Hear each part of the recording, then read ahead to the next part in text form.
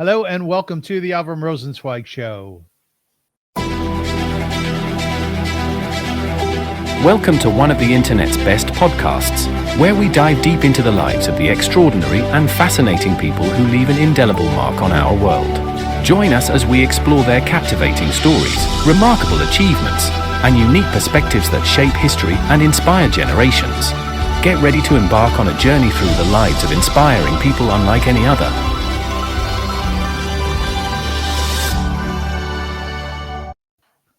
Hello, folks, and welcome to the show. My name is indeed Avrum Rosensweig, and I'm delighted to be here. And I'm very excited for the second time around to have as my guest, Rav Yoni Rosensweig. How are you? I'm great, thank you, and it's great to be back. Yeah, it's great to have you back. Just a formal introduction. In this episode, I am thrilled to welcome again for the second time, Rav Yoni Rosensweig, a bold and innovative force at the crossroads of mental health and Halakha in today's Torah world. Rav Yoni leads the vibrant Netzach Menashe community in Beit Shemesh while teaching Halakha, Gemara, and Jewish philosophy. His path has spanned continents from heading the Mizrahi Kollel in Melbourne, Australia, to faculty roles at Yeshivat Hamivtar and Yeshivat Shevut Yisrael in Efrat. He's a cherished teacher at Midreshet Lindenbaum, and he earned semikha from Rav Nachum Eliezer Rabinovitch and the Chief Rabbinate of Israel, alongside degrees in education, philosophy, and history. As a prolific writer, Rav Yoni's 3-volume Yisrael response confronts modern halachic dilemmas head-on. Conversations, in essence, revives imagined exchange with historic Jewish luminaries, and his latest work, Nafshi B'She'elati, delves deeply into the critical overlap of Jewish law and psychological well-being.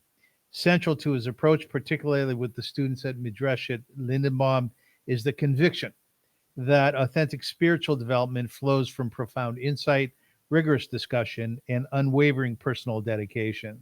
Today, we'll continue our talk about Halakha and mental health, as well as some thoughts and ideas about being a pulpit rabbi. Do you like listening to your resume? It's a bit long-winded, I think, but it's good. It's nice to hear what I've done. It's nice. Yeah, you're pretty accomplished, aren't you? I don't know how to answer that. I mean, there's I think a lot of accomplished people out there, but I'm 45 years old, and I feel like I've done, I've managed to fill quite a few roles, quite a few significant roles, and specifically this thing that I've been doing lately with mental health has been, I think, really unbelievable. So. Did you want to be a rabbi when you were a kid? That's a great question. I was not very, school wasn't for me. So in other words, like the classic classroom environment with frontal teaching, was less my vibe. And outside the classroom, I thrived, meaning when I sat in shul and I would learn a Gemara, I would learn on my own. Instead of do my own thing, I enjoyed that much more, and it was very, very good for me. And when I got to yeshiva after school, so there I really took off. So I don't know if I always wanted to be a rabbi, but the whole environment of the yeshiva, this sort of like freestyle form of learning, where like the Torah has no end and you could just keep on going. There are no grades, there are no tests. You're just like just sinking into information. That was just more for me. That's all. When you say that it was more for you, give me a sense as to why. My son is in second year University of Toronto. He's taking international studies. And I must tell you something, I have so much nachas because he's turning into a scholar. He really is. It's just beautiful for me to watch. Wonderful. But high school, Yoni, was not for him. He was on Shpilkus the whole time. Yep. But I think it was more of an inspirational piece. What was it about school that just didn't work so well for you? I think I don't like being tested. I don't like having those measurements and marks, et cetera, that you have to achieve. I always found those a little bit constricting. You have to give a specific answer to whatever question. It has to be like whatever the teacher was looking for. And me, I felt like, there's a lot of answers you could give to a lot of questions. It kind of like stifles creativity to some extent. So I didn't like that. I wanted to for lack of a better word, to soar. Meaning, I wanted to just think big thoughts and consider big things and go from there. And some people, I guess would find that a little bit of balagan, of chaos. But for me, the chaos was very rewarding because I felt like it expanded a person's mind, expanded my mind, to be able to really think about things outside the box. And that, that was also, I'll just say it as one more point, which was that's also on some level what I think some, Rabbanim find off-putting, at times about me, is that, I like creativity and I enjoy it, but that means thinking outside the box, and orthodoxy is a lot about the box, so, going outside of it is obviously hard for people. Yeah, it's very interesting. You said in another interview, that when you find an area of Halakha or Jewish study that's compelling, that's maybe like finding a new island somewhere that nobody has walked upon, you want to go there, right? Yep. And mental health and Halakha was that. Yes, 100%. As many other things that I've dealt with over the years were, but those things were also like to some extent well traversed. But this was less so. Like I'm saying, rabbis will deal with the role of the emerging and changing role of women in society, for example, which of course has bearing also on women in shul and all other areas, within Jewish law, et cetera, et cetera. But even though that is on some level an innovative field, it is also something which many people have discussed, right? So, I can discuss those things, but mental health really just wasn't dealt with in any organized fashion. And when I happened upon it and decided to invest myself in it, I also saw how much was needed, meaning exactly the creative personality was exactly what was needed for this field, because from what was, right, it was impossible to make anything. You needed to take what was and to expand it, think about it, create it. That was what I did. I found that when I was launching my organization in 1996 called Via Hafta, it's a Jewish humanitarian organization of which I've retired from, but it's more vibrant than ever. The new CEO is doing an outstanding job. People would come up to me and they say, Avrum, that's not really a good idea. You're making a decent salary at the United Jewish Appeal, and how do you know how this is going to go? I was dating someone at the time, and her mother approached me. She goes, "No, so how are you going to make a living?" Was there any of that when you started to sort of trot upon the whole halachic area in terms of mental health? Were people discouraging, encouraging? People were encouraging, first of all. Okay, let's make that clear. People were generally encouraging, and were happy with what was going on. I got really, really strong feedback from people that what I was doing was important. With all that said, I was discouraging towards myself, and in other words, I said to myself, how long can I keep this up, financially speaking? Yes. Et cetera. What's gonna this is a lot of work. And look, they teach you a lot of things at yeshiva. They don't teach you not how to create an organization, not how to run an organization, and not how to fundraise. That's for sure. They don't teach any of those things when you become a rabbi. So, that's another parsha. That's a whole other thing.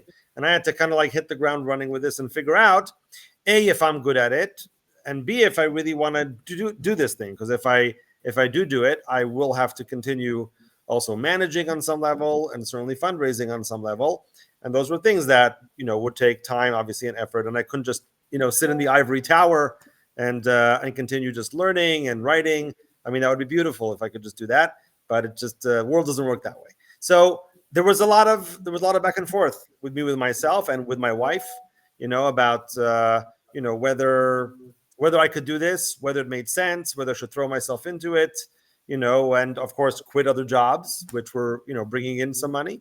And all that was there. But when I saw, after 2 or 3 years of doing this, when I saw that it was continuing, that it was steady, that people that continued to want me to come and speak, and that it was only getting larger, then I I went all in. I'm not going to say I had no doubt. That's not true. I still have doubts, and I tell myself, okay, like what's the worst that can happen? I'll close down the organization and go back to living a normal anonymous life.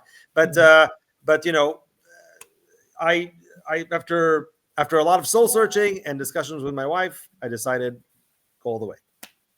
Yeah, and Kol hakavod to you, because I myself, as I mentioned, was a founding director of an organization, and there are perilous times, right? Scary times, right? It's not only the support or lack thereof. You're right. It's the raising money, which is a big challenge. And I think fundraising in Israel is a little bit different than in the diaspora. So I see that you make a lot of diaspora trips, which is very wise. Takes away from the family, of course. But in Israel, and tell me if I'm accurate here or not, it might be a bit harder to raise money, right?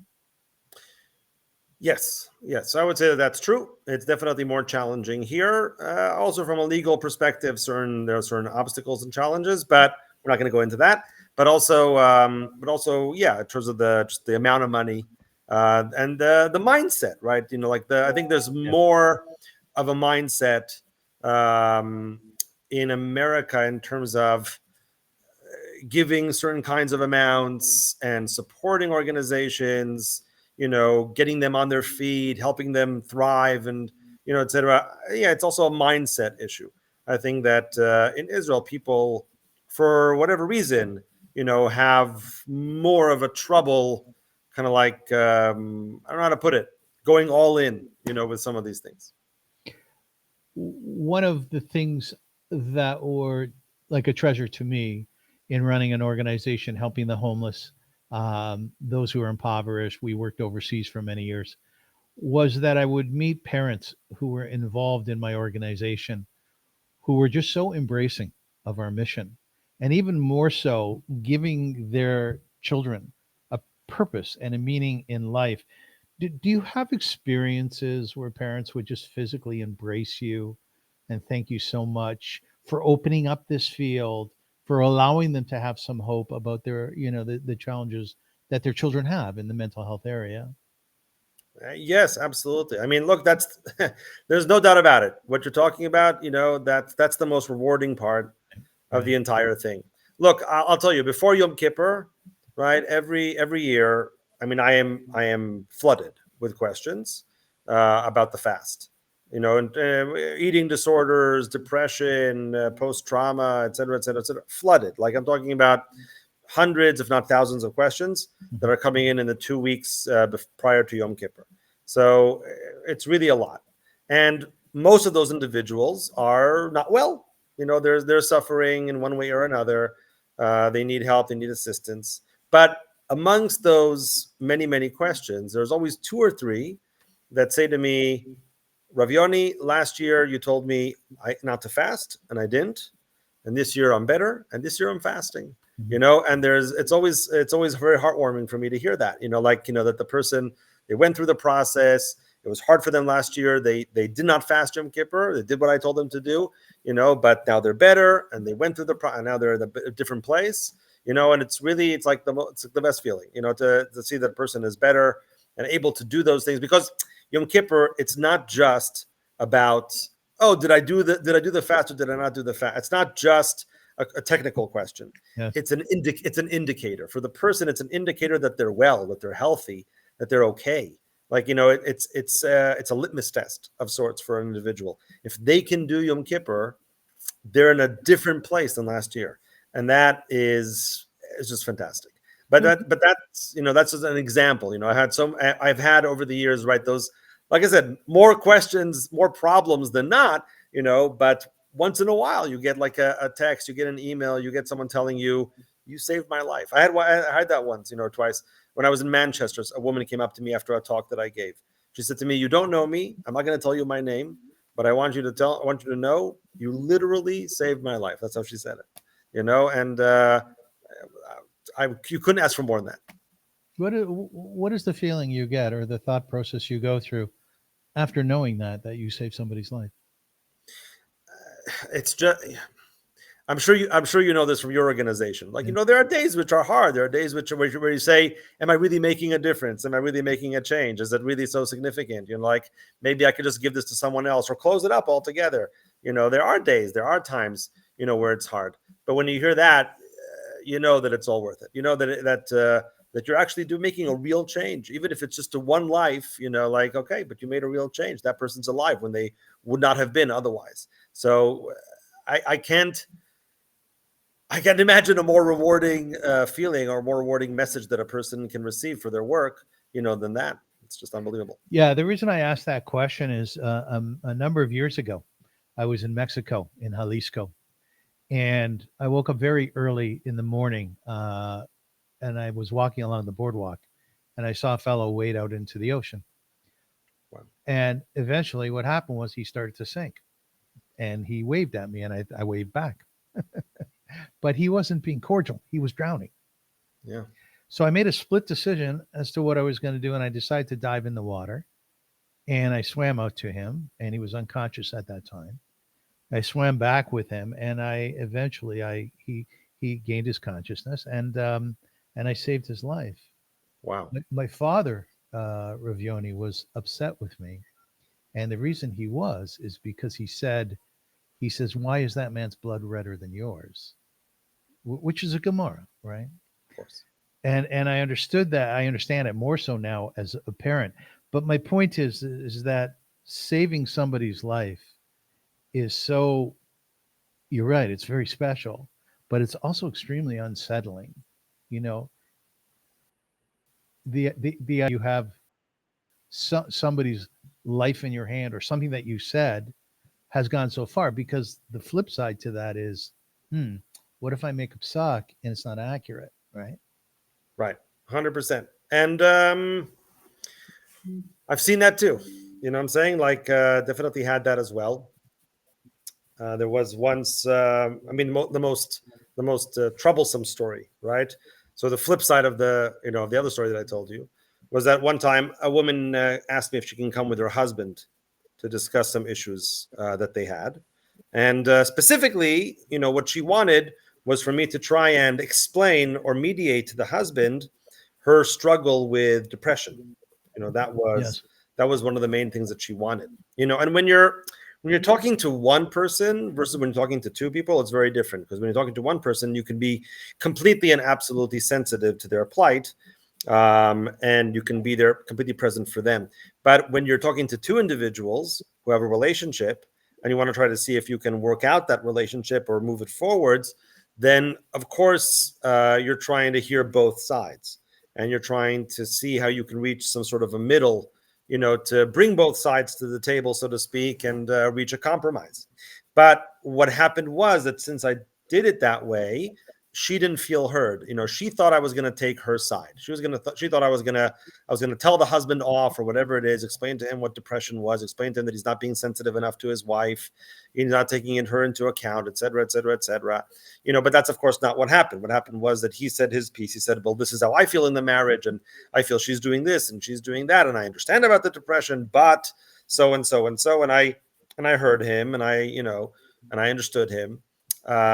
And she told me that, she told me like a week or two later, she said that the next day she just walked into the road trying to kill herself, because she felt that she wasn't, heard by me, and that I wasn't sensitive to her situation, etc. We're actually in a connection now. Like she and me, like I still have a relationship with her, and she asks me questions. She's not angry at me, but that was a shocking story to me. Meaning, to me, it was shocking to hear that something that I had said, or rather not said, could cause that, that response. And of course, it's not my fault per se. Like, and I always tell people, never say it's your fault. People who decide to, God forbid, commit suicide, that's a decision that they make. They make it for various reasons, et cetera, et cetera. You can never pinpoint the blame on an individual in the family or something like that. Never do that. It's not a good idea. But of course, it's very unsettling, as you put it, before, that when you hold people's greatest troubles, you're also holding their lives in your hands for good and for bad, 100%. Just touching on what you mentioned about suicide. Yeah. Is it taka? Is it an individual decision? Does Halakha see it that way? So I'm guessing that you're asking that question with a little bit of foreknowledge. The attitude towards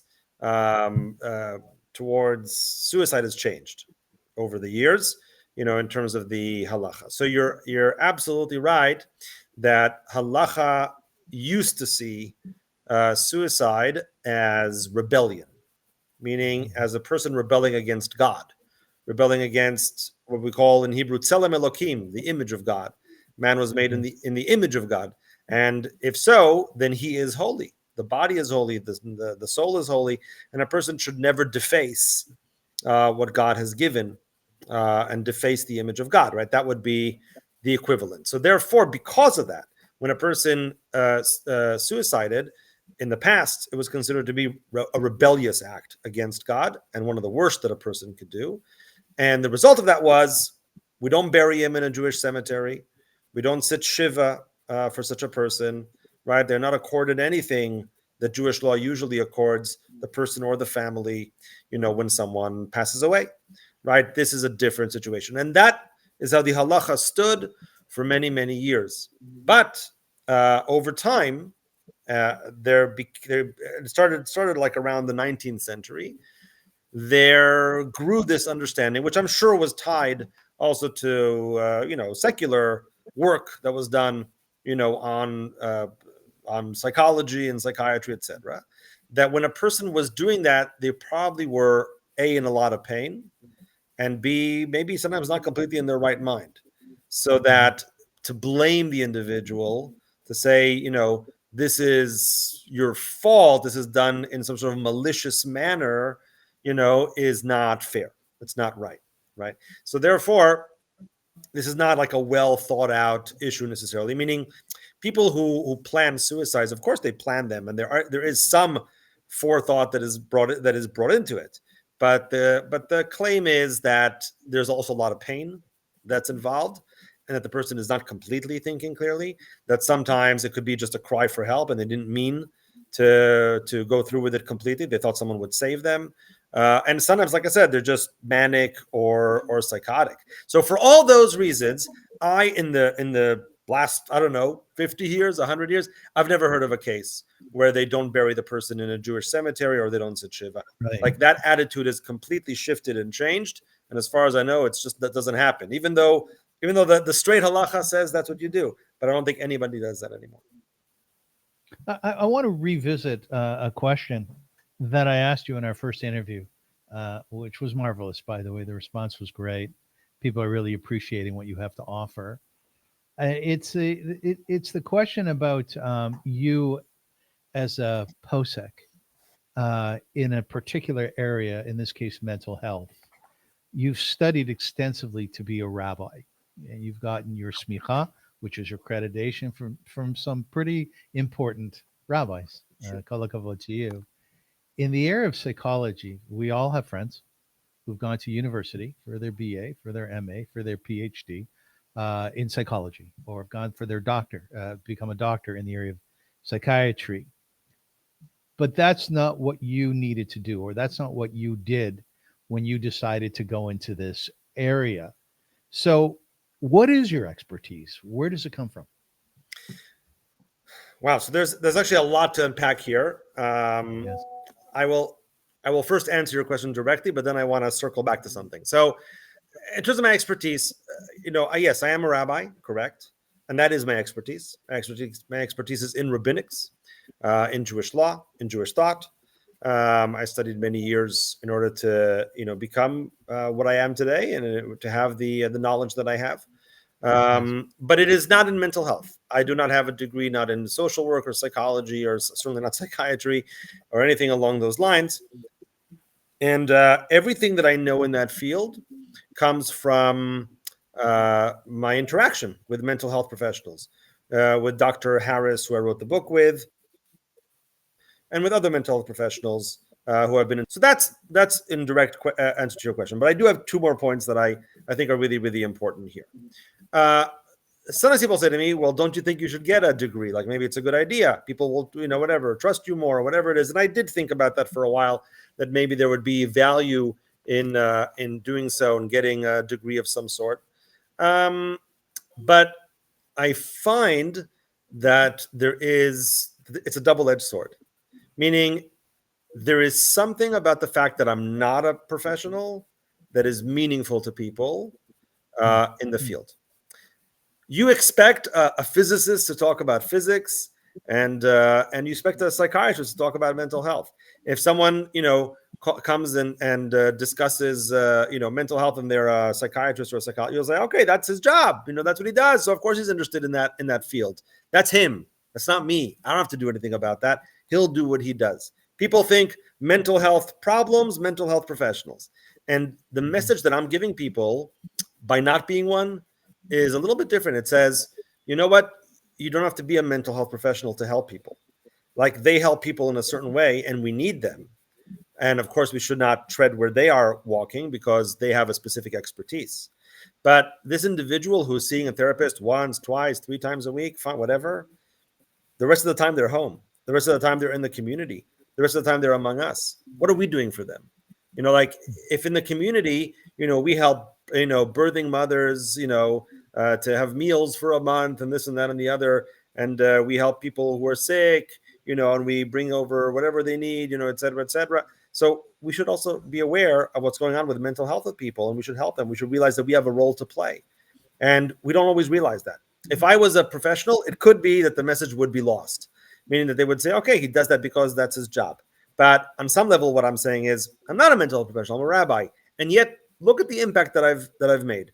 You can also make an impact. Like, you and your communities should also take up this mantle, should also consider what you can do and do it as well. So that's the first point that I wanted to make. But I do want to make also a second point, which I think is also important in terms of this, which is that the other thing that is really, really important is not a message for the community, it's a message for rabbis. Rabbis need to learn to collaborate. They need to learn to work with mental health professionals, and not just. There's a lot of people they should collaborate with. Sometimes rabbis can think that they know everything. People come to us with everything. I've had every question that you can imagine, right? And people come and they say, okay, you're a rabbi, you'll help me. You'll help me with this, with that issue, etc. We're not just we're spiritual guides, we're legal guides, we're couples therapists. We're half psychologists. There's so many things that are put upon us as if we're supposed to understand everything and anything, that's going on. And people will ask us medical questions as well. Should I do the abortion? Can I disconnect my father from the life support machine? Can I do this? Can I do that? Right? All these questions which demand medical knowledge and an understanding.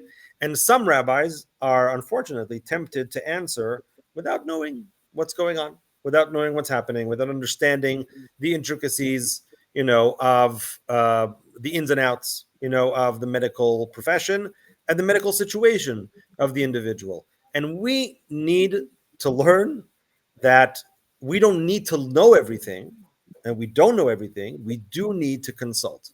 It's not a bad thing that I wrote a book together with a psychiatrist. It's great. And it's not a bad thing that I don't have a degree and I continue to ask the advice of professionals in the field and learn to collaborate with them. And you know what? They can learn to collaborate with me too. That's not a bad thing either. Is that the psychologist should know that if a religious issue comes up, he has me as a resource. I can't tell you how many times I've been on 3-way calls, me, the therapist, and the person who's in therapy. And that has been very, very useful, very, very helpful, because the therapist deals with the issues that come up that are related to his profession and his field. And I deal with the issues that come up that I need to answer. If I give someone mental health professional sort of advice, they won't necessarily take it. And if the professional gives advice of a halachic or Jewish nature, also, then they won't necessarily accept it. When all three of us are on the call, it's a different thing. And that also is a very valuable message. Yeah, that's a great answer. That's a great answer. Within that context, Rav Yoni, When we were growing up, there was always the chacham in the shul or the chachama. It was somebody would say, go to Mrs. Goldstein. She's a very wise woman. Right. Do we have that? Are we developing it? Yeah, we have that. I think we have that. Like I said, I think that different people have different skills, and it's not bad that we recognize that they have those skills, right? People say to me, what's the role of the rabbi, and what's the relationship between that and a psychologist or a couples therapist? So I say, look, couples come to me for advice all the time, but there's a difference, and here's where I draw the line. There's a difference between being a smart guy and a wise person and having the tools and the skills that you can impart to an individual, right? People who are professional, they learn tools and skills, and they learn how to impart those tools and skills over time, over 3 to 5 or 7 or 9 sessions or whatever it is, to the individual, so that they can then deal with their issue. I can be a very well-meaning person, even a smart person, right? And I may be able to say, look, here's what I think needs to be done. And people might say, wow, that I never thought about it that way. That's cool, but that's not a tool or a skill. Like, I'm not giving them a real something. I'm giving them a little eitzah, a little piece of advice. It may be very helpful to them, and I'm happy if it is, or it may be not helpful, and what can you do?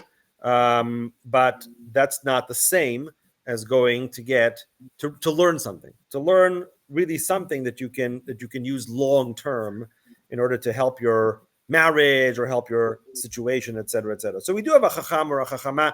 It could be like the rabbi. Sometimes it's someone else in the community who is just very good at these things, and great, and they have a knack for it. But let's not mistake, right, what the person is actually able to bring to the table, and when you need to go to someone who really went through training.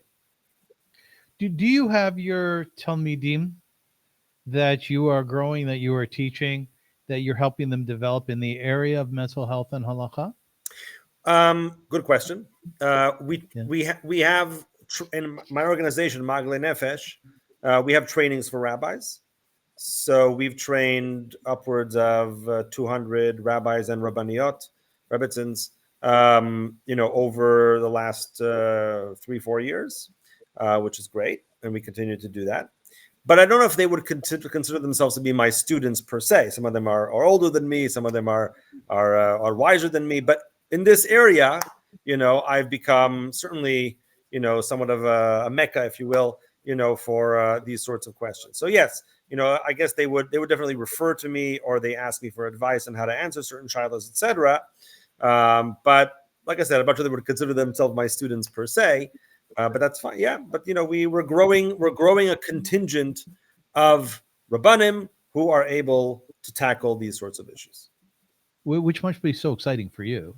It's great. I mean, one of the reasons why I created Magle Nefesh was because I realized that I'm not going to be able to handle all the questions myself. Yeah. In other words, the burden was becoming way too much. So I have like 5 rabbis and rebbitzins who answer questions on the website. We have a website for my organization, and with all that, I still get tons of questions every week. So I can only imagine if I didn't have that, how many questions I would get. It would be impossible, just be impossible. So thank God, yes, the organization is meant to grow the amount of people out there that feel capable of answering such questions, and of course, then take off the burden from me as well. So on a personal level, Rav Yoni, do you feel like a pioneer? I mean, this is definitely, like definitely a pioneering field for sure. Yeah. It's not, people, like I always say, of course, nothing is created in a complete vacuum. Obviously, there were people who did work before me, so that's always out there. I'm not like the first Westerner to step on the American continent or anything. But of course, on this level that we're doing it, with this intensity, with the seriousness, with the depth, I think we're doing something very, very new. Yes. You and I both come from rabbinical families, and I want to sort of dive into that a little bit, have a discussion about what that means. But before I do that, I also want to touch on what you call sort of the elasticity of halakha, which I think is a beautiful discussion. A lot of people who are perhaps not so learned think that the Torah is very black and white. You cannot eat pork. End of story, right? You have to put on tefillin every day, Right. except for Shabbat and the holidays. End of story. Right.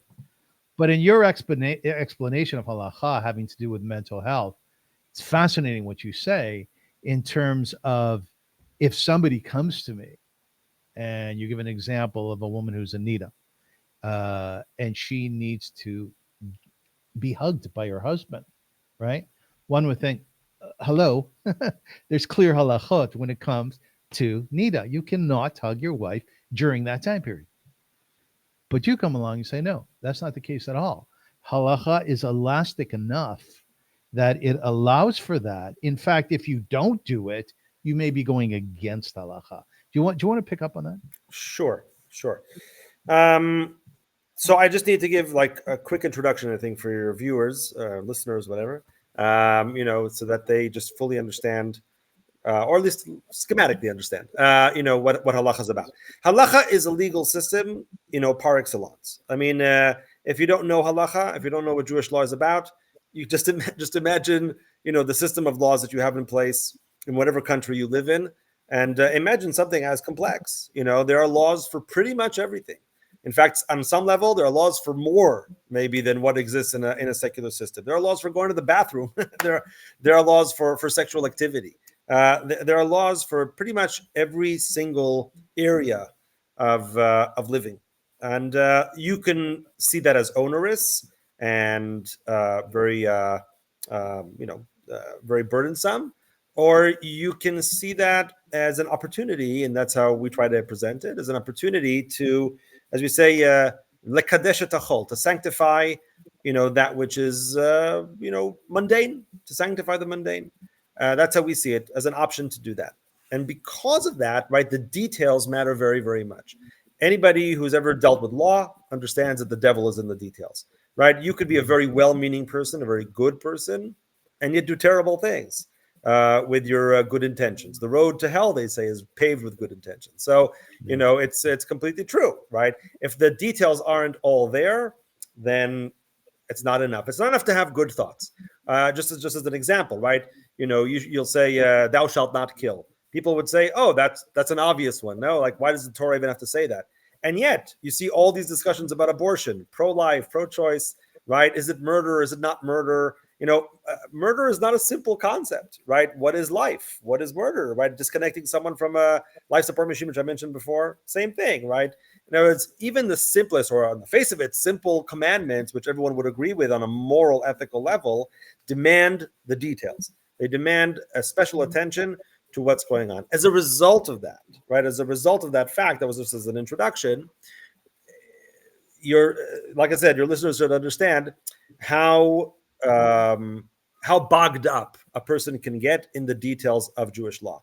It's not just about something general or a concept. There are a lot of details. And when a person has an obstacle, in their lives, and the Halakha is that obstacle, as a result of all those details, then what you really need is an expert in Jewish law to sift through that and be able to figure out, what is really necessary and what isn't really necessary.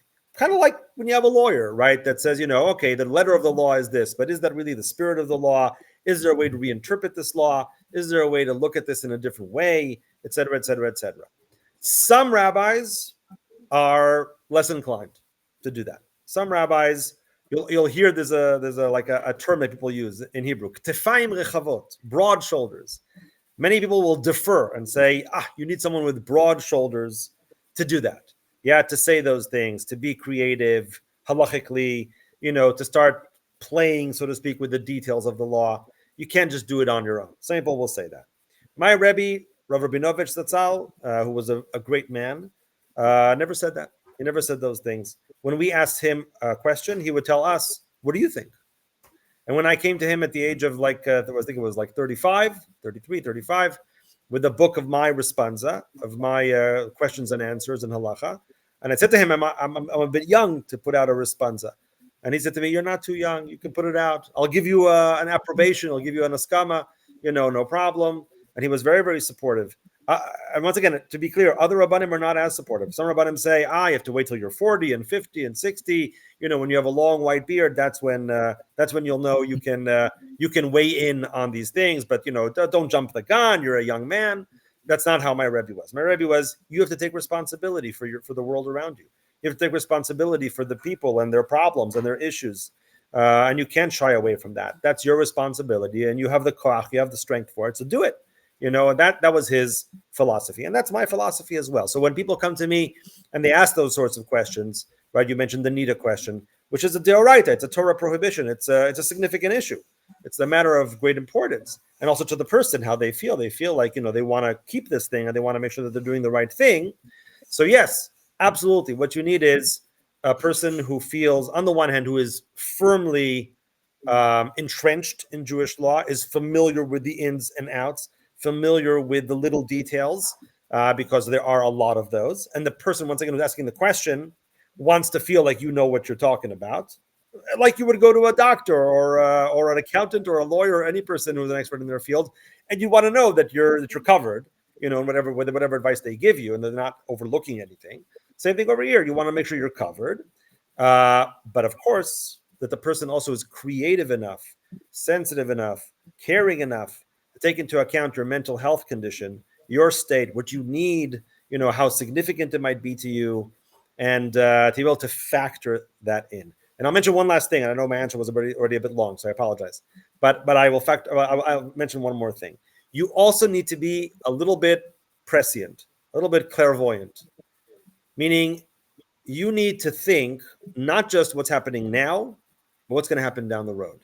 If I don't allow this person to do X or Y or Z, are they even going to stay religious? Are they even going to believe in the halachic system anymore? Are they even going to be able to continue living their lives, in the way that you hope that they should live their lives? And I tell that to parents all the time. I say to them, you don't want your kid to use his phone on Shabbos because he wants to use it because he's depressed, and to deal with his depression, he wants to watch something or listen to something. And you're saying to yourself, if I let him use the phone on Shabbos, he won't be religious anymore. I said, but you want your kid to be religious? Believe me, this is not the way. If you think that the way to keep him religious is by letting him sink into the depression every single Shabbos, then I have news for you. A kid who isn't happy also won't be religious. A kid who isn't happy, who isn't healthy, also will not want to be religious, especially if religion is the thing that caused him that in the first place. So if that's what you care about so much is the religion, so let the kid be on his phone. Yeah, marvelous. No, I'm loving your answers. You can go on and on. October 7th, 2023. There were halachic people, if you will, involved in all aspects of it, taken hostage as an example, returned, families who lost, young people who were halachic in nature. I just interviewed someone, Mrs. Levenstein, who lost her son in the early days of the war, and she's magnificent in her strength.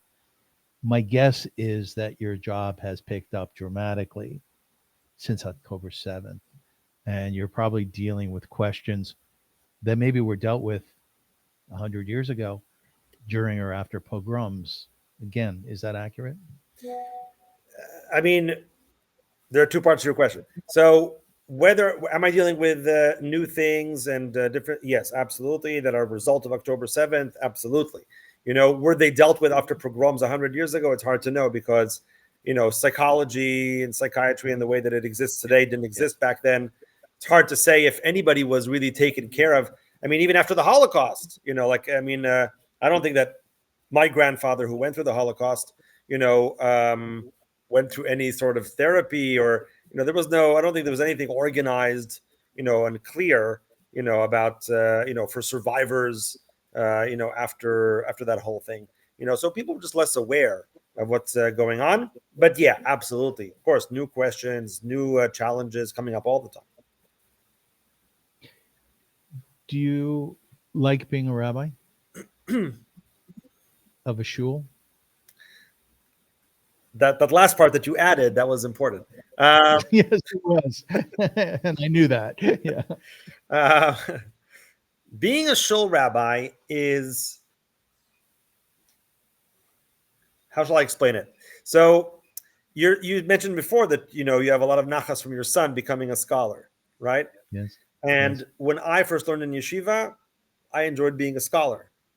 And when people spoke to me about, theoretically sometime in the future being a community rabbi, it was the last thing that I wanted to be.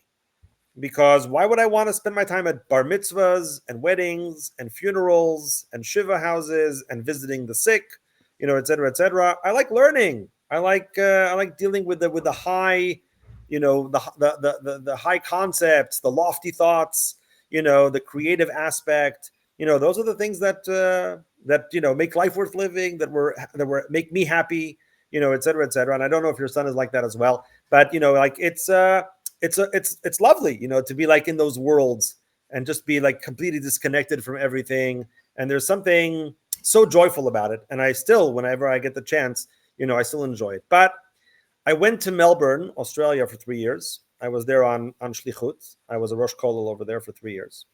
And it was my first real position in a community.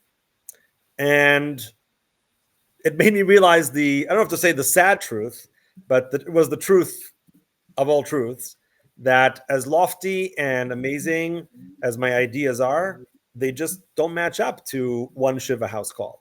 Like what you can do in one Shiva house call, is much more than 500 shiurim sometimes. In terms of connecting to people, connecting them to Judaism, being there for them, making an impact, in the world. Like sure, I have like my interesting shiurim and my interesting chidushim. I could say like, this pasuk, this verse, this chapter in the Torah, here's my understanding of what Avraham said to Yitzchak, I could, sure. And I love those things, but how inspirational are there to other people? And how much more am I really doing when I help someone with their mental health issue, with their medical issue, when I'm supporting them through a difficult time in the family, when someone is dying, God forbid, of cancer, and I'm there by their bedside, et cetera, et cetera. Meaning the human aspect of being a community rabbi became apparent to me that on some level, the most good you can do is in that area.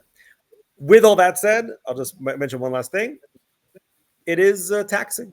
It is taxing, and it wears you out. It wears you out. Sometimes I feel like I need a break, and someday I might need that break, and just and quit my position in the community, and to go back to to the high-minded stuff, and to fill up the batteries, recharge a little bit. Like those things are also important. And of course I still do that on some level, when I have the chance. But being a community rabbi, probably one of the most rewarding things you can do as a rabbi, but also, it's monotonous, it's repetitive, and it wears you out. So I think for all intents and purposes, you're sort of like a spiritual service person, and you have to learn those tools, as you mentioned. Did they teach you that in rabbi school? You're going to a shiva, how you respond, what comes to mind, what should come out of your mouth. I, like so many others, have said very stupid things at shivas. I'm very stupid. Yeah. And I was so embarrassed because I thought, oh, I'm pretty good at talking, Do they teach you this stuff at rabbi school? Definitely not. I think Yeshiva University was probably like, the first place to really put together a pastoral training of sorts. I think that even they are to some extent lacking.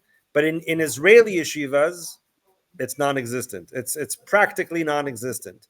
So, people teach you the semikha, they teach you the law, they teach you the particulars of that. They're good at that, definitely. I learned in a yeshiva, I had a fantastic rebbe, I learned a ton.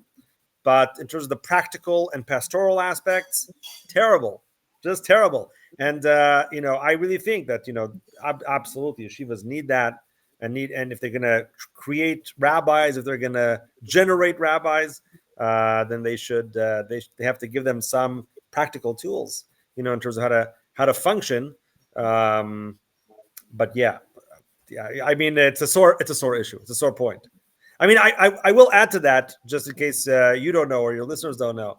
that the entire idea of the rabbinate here in Israel is slow going.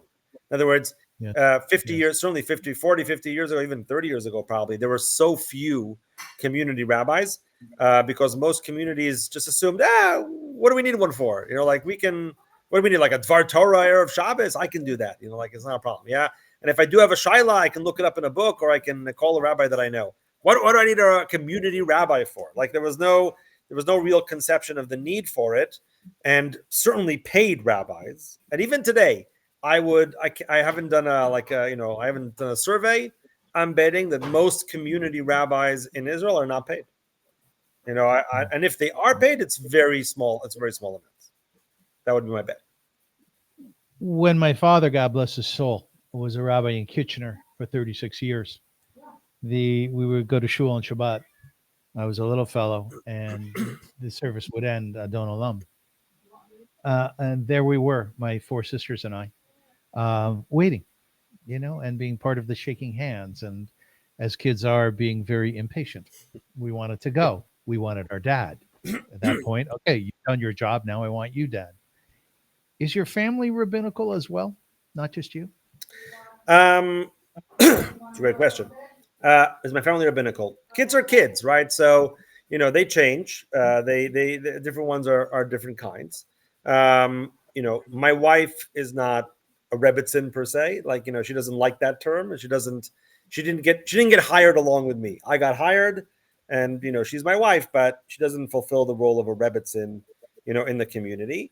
And the kids, of course, they grew up in a rabbi's family, in a rabbi's environment, of course. But each one of them, we don't push them to become rabbinic scholars. We push them to do what their heart desires and do what they want. But of course, the values mean something to us, the principles, etc., and all that, of course, is part and parcel of growing up in a rabbi's household. It was always important to me, that I'm their father and not their posek. I'm saying? It was always important for me that they should know, that I wasn't evaluating every single thing that they do, from a halachic perspective and this and this and that, but that I'm here for them as a father, and that's my main role. And of course, if they search out my wisdom, if they want my wisdom, if they're interested in it, I'm always here for them, also in that capacity, as a spiritual leader or as a halachic decider. But it was always important for me personally to divide those roles and to make sure that they know that first and foremost, I'm their father. My uncle was Rabbi Beryl Rosensweig. He was your Zaidi. Yep. Are there inspirational stories or a story that you can remember visiting him? We didn't visit that much, to be honest. And to see him in his role as a pulpit rabbi. I didn't really see much of that growing up, so I saw less, and I can't tell you a story specifically, but I know that he was. I just know that he was an unbelievable pulpit rabbi. In other words, the stories that I heard, about just how. I'll tell you one story, okay, that my father told me. I didn't see this. My father told me this. He saw that growing up. So Shavuos, as you know. People stay up all night to learn. People stay up all night, and then usually they daven early in the morning, what's called vatikin. They daven early, and when they finish, usually start around, let's say 5 o'clock or 4:30, and you end by, let's say, 7 a.m., etc. While usually a service on the holidays will start at 8 o'clock, 8:30, 9 o'clock even, etc. So what usually happens on Shavuos is some of the congregation stays up all night, and the other who don't want to do it, they come in for the regular service at 8 o'clock, 8:30. My grandfather apparently would stay up all night, daven with the early minyan, come back to the house, and then the kids would go to sleep. He would go back for the next minyan. And my father said he was always so in awe because they were so tired from staying up all night. They all go. He was like, "You're not going to sleep?" He's like, "No, I got to go back. I got to be with the second minyan, and then I gotta give a drasha. I gotta give a talk, et cetera, and then I'll go to sleep, et cetera." And that was his commitment. His commitment to his community, and it was amazing. He served in many communities. He always told me, my grandfather, always told me that his first job was in the town that he grew up in. So therefore, the fact that he was a rabbi in Toronto, was significant. It was like the fact that they chose him, the fact that they were able to take him, and that he was able to be a rabbi with people who knew him when he was like a little kid, etc. That he was able to do that, to him was like a significant achievement. Because they say, there's a proverb, there's like a saying in Hebrew, "Ein navi be'iro." You can't be a prophet in your own city, because people say, like, you can't be a prophet in your own city. So he said, like, the fact that he was like a rabbi in his own city, he was like, you see what I could do. So he thought that was really, really cool that he was able to do that. But like I said, his commitment, devotion, and just like practical capabilities, were way beyond mine, way beyond mine. The fact that we have all these rabbis in our family. Again, Rabbi Beryl Rosensweig, Rav Michael Rosensweig, Rosh Yeshiva University. My father, my brother-in-law, Rabbi Benji Hecht, he should rest in peace. Does that give you a certain credibility, a certain cred, like we call it nowadays? Yeah, I'm sure it does. Speaking of my grandfather, I remember many times he talked about yichus, right? Our lineage, right? They in the Rosensweig family, they like speaking about yichus. So he spoke about yichus many times, and one of his favorite lines was, "Yichus is like a million, like the number 1 million. It's a bunch of zeros unless there's a one at the beginning." Right? That's what he liked to say that. So he would say, like, look, we're just a bunch of zeros. Like, you got to be a one, you got to be a something. And if you're a something, then the yichus means something. But if you're not a something, then it doesn't matter. Very good. So yeah, that was always one of his favorite lines, and yeah, I always thought it was true. The yichus means something, but I do notice at the end of the day, people do judge you by what you're bringing to the table, and if you are bringing something of value, then they'll also say, and he's also related to blah blah blah blah blah. But otherwise, So as you know, I've been playing around with AI for a number of months now. Asking it to create odes to or poems about my guest. And I had one the first time around when we talked, and I have one now. It's a poem for Rav Yoni Rosensweig. Okay. So here we are. In Beit Shemesh light, a rabbi stands tall, bridging the sacred with the human call. His Torah breathes softly through questions of mind, where Halakha and healing gently align. From Melbourne's far shores to Efrat's ancient hills, he walks with the seekers whose spirit needs stills. With pages of Gemara and hearts open wide, he teaches that truth and compassion abide. Yisrael beats steady 3 volumes of care, each teshuvah a whisper, I see you there. Conversations in essence lets wisdom converse, old voices revived in his living verse. And nafshi b'she'elati, a soul laid bare, where law meets the struggle of anguish and prayer. For in his halakha, empathy flows, as deep as the well where understanding grows. At Lindenbaum's hall, his students can feel that faith is not armor, it's tender and it's real. Growth, he teaches, is wrestled, not bought, born from courage, conviction, and thought. Rav Yoni, a scholar, a heart, a guide, who listens where silence might otherwise hide. Through reason and spirit, his mission is spun, to heal through Torah, to make us one. Thank you. Like beautiful. Rav Yoni, last question.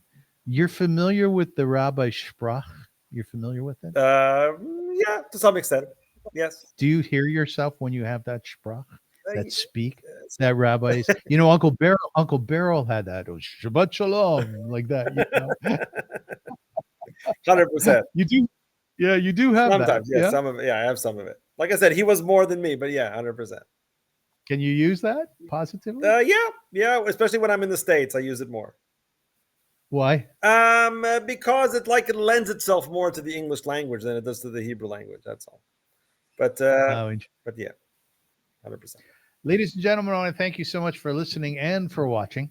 I am deeply honored to have with me Rav Yoni Rosensweig, who did a splendid job this time. And in our original interview, have a look because it was magnificent. And I also want to wish you, Yeshua Koach, well done on your successes to date. Admeva Esrim, as they say. I am always deeply inspired by your work, and I so look forward to these interviews. So thank you so much for this. You did a great job. Thank you so much. And maybe there'll be a part 3, Bezrat Hashem. Yes, down the road. You need to publish another book, though. 100%. Now, 100%. ladies and gentlemen, take something out of these interviews. Please develop yourself, grow, whatever it happens to be within our discussion. In my mind, it's the development of the self. It's an understanding of who we are, of digging deeply into our own mental health, and seeing where we stand in the world. If we're halachic in nature, how do the two come together? And are you aware of what the possibilities are in terms of being a religious Jew and being halachic, which means sometimes going outside of that box, of which Rav Yoni alluded to. So we thank you very much, and you can find Rav Yoni online. Would you like to give us your URL, please, your website address? Sure. It's mnefesh, mnefesh, mnefesh.org. Until we meet again, folks, Zeigazint. Look forward to seeing you. Thank you.